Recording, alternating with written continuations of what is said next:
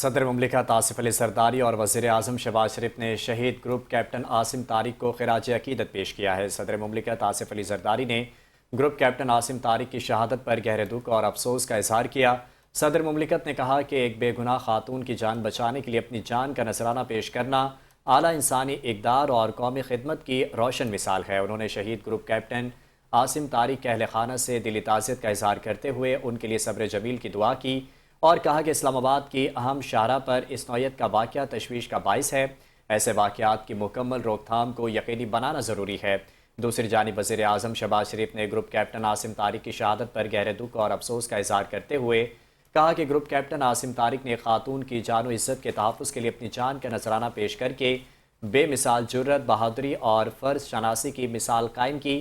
وزیر اعظم نے کہا کہ قوم ایسے بہادر سپوتوں کی قربانیوں کو ہمیشہ قدر و احترام کی نگاہ سے دیکھتی ہے۔ پوری قوم شہید کے اہل خانہ کے غم میں برابر کی شریک ہے۔ انہوں نے کہا کہ اللہ تعالیٰ شہید کے درجات بلند فرمائے، انہیں اپنی جوار رحمت میں اعلیٰ مقام عطا کرے اور لواحقین کو یہ صدمہ و صبر و استقامت کے ساتھ برداشت کرنے کی توفیق دے۔ وزیر اعظم نے متعلقہ حکام کو ہدایت کی ہے کہ واقعے کی مکمل اور شفاف تحقیقات کر کے ذمہ دار عناصر کو قانون کے مطابق سخت سزا دی جائے۔